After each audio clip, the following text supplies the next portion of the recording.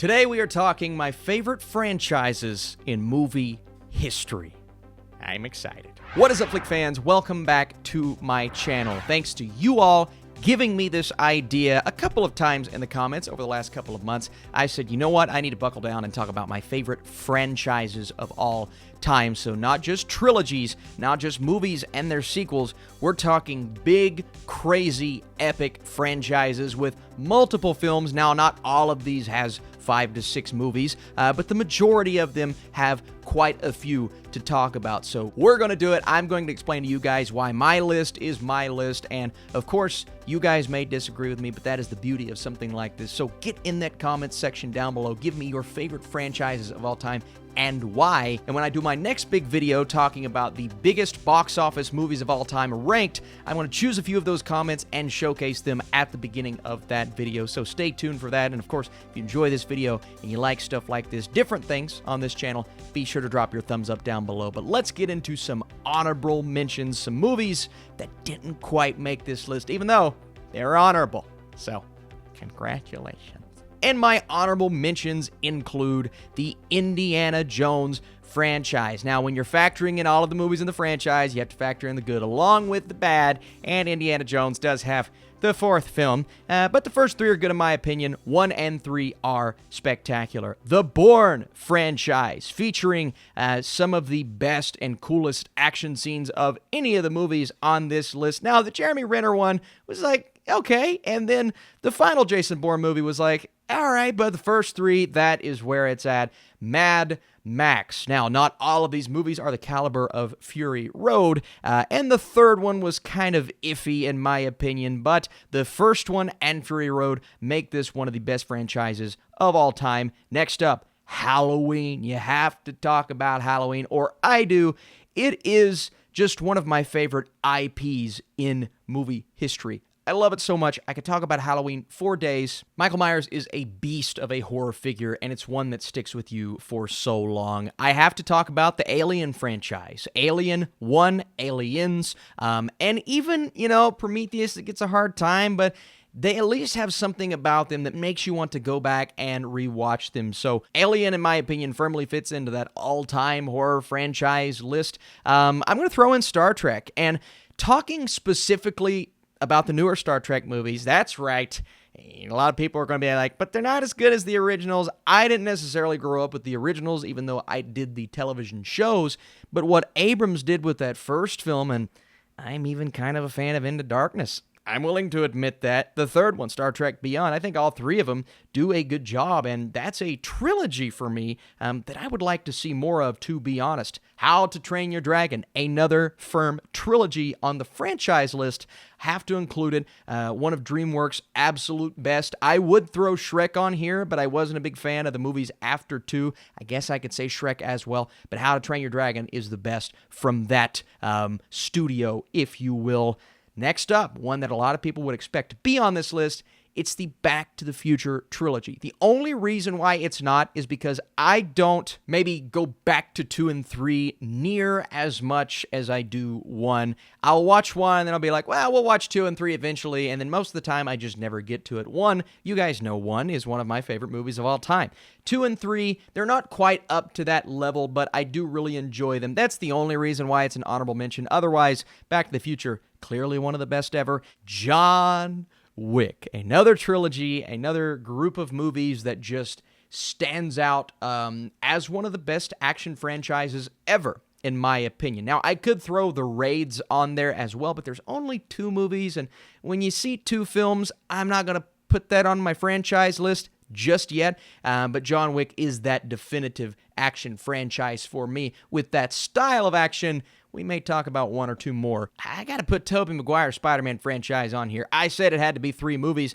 This is 3 movies, and the first 2 mean so much to me, especially that second one, Doc Ock being one of my favorite villains of all time. Spider-Man 3, it has its criticisms, but overall, Tobey Maguire, that was my Spider-Man growing up. Have so much nostalgia, and maybe we'll see him again. I don't know. And my final honorable mention, part of me just had to at least mention it on this list. Look, I am not a fan of some of these movies like Suicide Squad and the first Justice League, but after Zack Snyder's Justice League and the first Wonder Woman and my love for Man of Steel, I would regret at least not mentioning it. Look, the DCEU obviously isn't perfect, but I do think there are some real gems in this franchise, and hopefully they can be more consistent in the future. Let's get into number 10. Now, I know I talked about franchises having both good and bad films, and that's still going to be the case for some of the movies in my top 10. This franchise features a couple,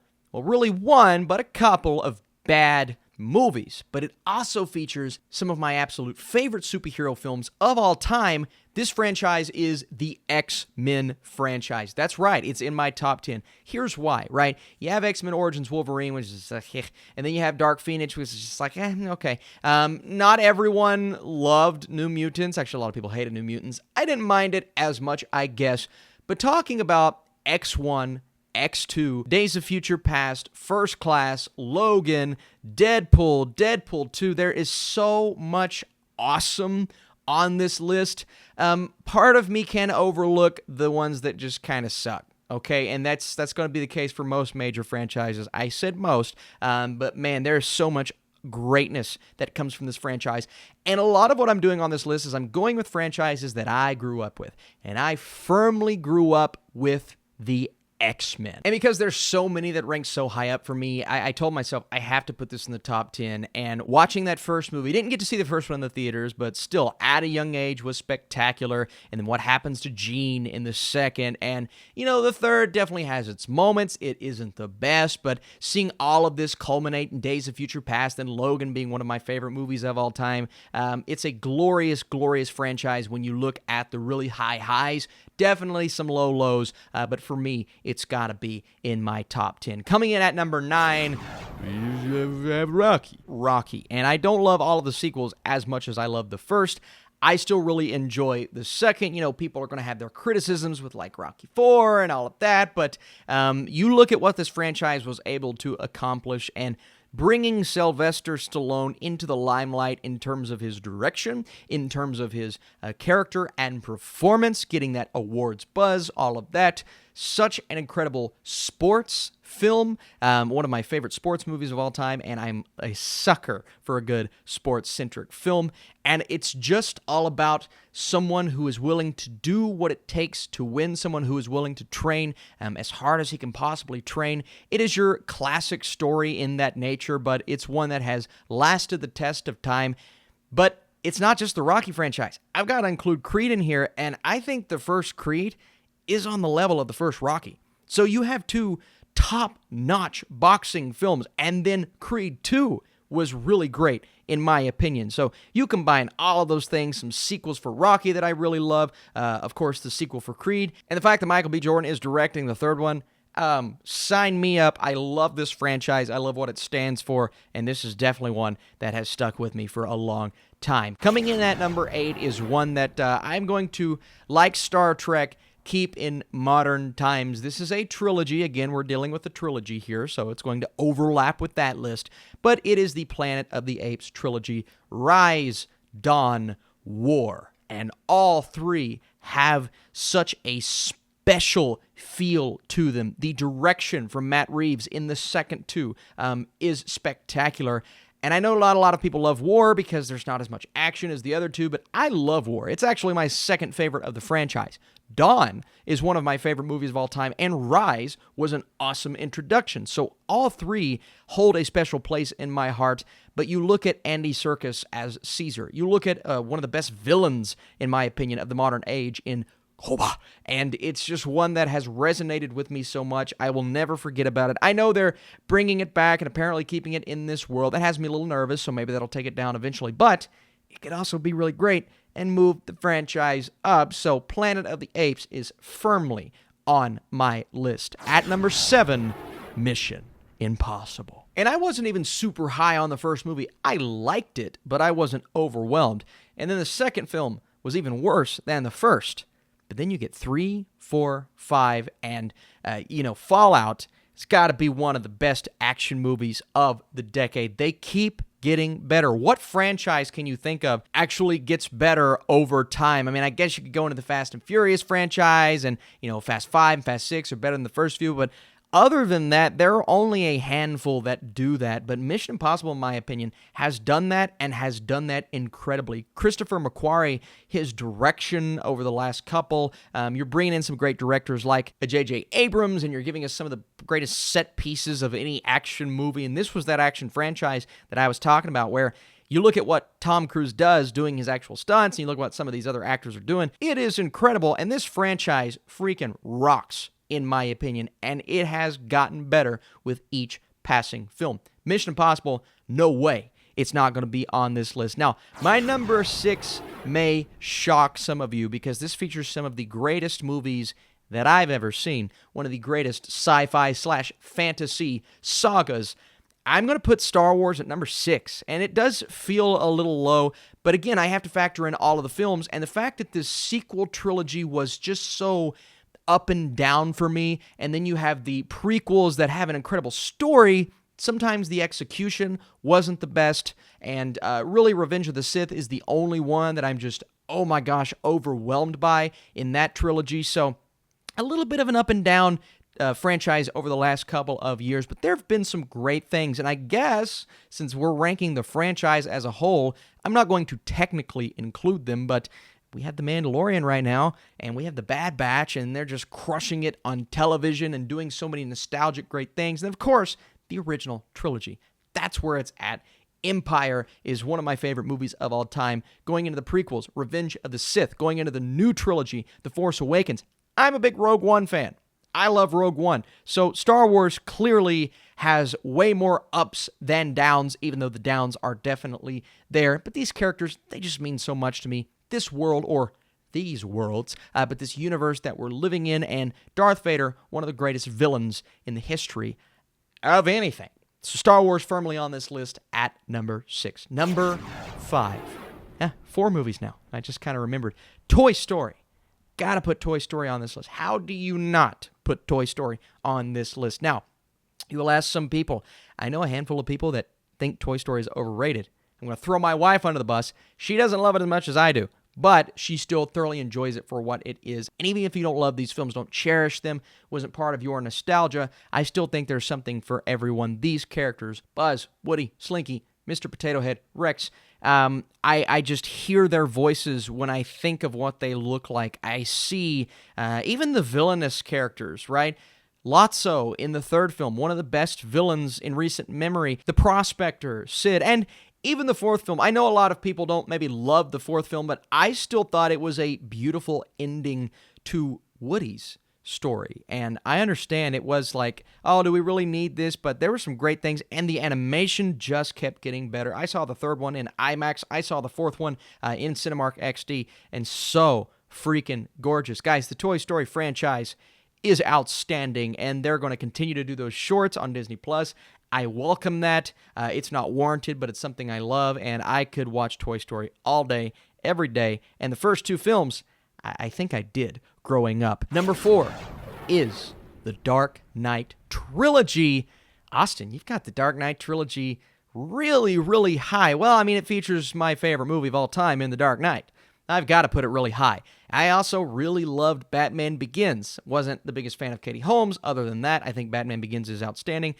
I'm even a defender of The Dark Knight Rises, and I know, I understand, there are criticisms, there are nitpicks, and some things about it being realistic at the end of the third act. I've heard them for years, and I get it. It doesn't bother me that much. It doesn't bother me that much, and I will readily admit that because the way this impacted me, this third film, in the theater, trumps all of that. And the way this franchise as a whole trumps all of that. I thought it ended the final scene. Well, really all 3 movies, the final scenes are spectacular. But Christian Bale as this character, Heath Ledger as the Joker. I love Tom Hardy as Bane. Heck, Cillian Murphy as Scarecrow is so underrated because not many people talk about him, but he's one of the best actors in the business right now. In my favorite movie this year, Quiet Place Part 2. Guys, I love this franchise so much. One of the most solid trilogies of all time. And maybe Dark Knight Rises isn't of the quality of a Dark Knight, but I will still defend that movie. All right, let's get into the top 3 and talk about a franchise that I didn't necessarily grow up with. I didn't necessarily have this level of nostalgia for that everybody else did, but somehow it ends up at number 3 on my list above a franchise with my favorite movie of all time, in The Dark Knight. My wife and I recently went back and watched all the Harry Potter films, and you saw my tier list, and you understand that I think a lot of them are absolutely brilliant. The reason this is number 3 on my list is the consistency. What is it, 9 films? The fact that you have that many movies and only one, the most recent one, and we are including the Fantastic Beasts here, so I guess I can call it the Wizarding World franchise. Only the second Fantastic Beasts movie is a film that I wouldn't necessarily recommend. All of the other movies I would either recommend, say, are good. A couple of them have their faults. I'm not as high on like Half-Blood Prince or maybe a few others that other people are, but for me, most of them are either great or awesome or Prisoner of Azkaban or Deathly Hallows Part 2, which in my opinion are 2 of the best like big franchise movies ever made. I love this franchise. I didn't know how much I loved this franchise until I went back and rewatched all of them for like the 3rd time, and I was amazed at the consistency and how they were able to keep that quality up with each passing film. It's incredible. And I could sit here and say, well, it's obviously the nostalgia. I'm of the proper age. I read the books, but I didn't read the books. And I don't really have a ton of nostalgia. Nostalgic enough, right? I saw the movies at a young age, but I didn't grow up raving about it like everyone else. Somehow it's number 3 because I found it to be so thrilling, re-experiencing these monumental films in the fantasy genre that really did change the game, from Harry to Ron to Hermione to Albus Dumbledore, and even the cast of the Fantastic Beasts movies are really great. So yeah, I could talk about Harry Potter for days. I'll link the tier list in the info bar above. You can check that out, but I love it. Number 2. And the only reason this is number 2 is because maybe I'm not as high on the Hobbit trilogy as I am Lord of the Rings itself, but I still love the 3 Lord of the Rings movies so much, and there are still things about the Hobbit trilogy that I absolutely love. I have to put it at number 2, because 3 of these films are of the utmost and highest quality of any movie from any franchise ever. Return of the King won how many? 12 Oscars, 11 Oscars? It is a monumental franchise, and every time I watch these movies, I choose the extended editions of Lord of the Rings, and we will sit, my wife and I watch these films for 4 hours at a time, barely take any breaks, and it never wears me down. And they keep being consistent. They keep getting better. Now, in terms of The Hobbit, I think the first one is a little slow. I actually really like Desolation of Smaug. I think that one is genuinely a great movie. The third one is very disappointing, in my opinion. The third one is the only movie of this franchise, like your Fantastic Beasts Part 2, that I would not recommend and I would say is a little bit of a mess. Part of that is because I think they should have taken that Hobbit trilogy and smushed it into 2 films instead of 3, because there's a lot of filler. Whereas Lord of the Rings, what may seem like filler always comes back around and complements a scene down the line or means something in the future.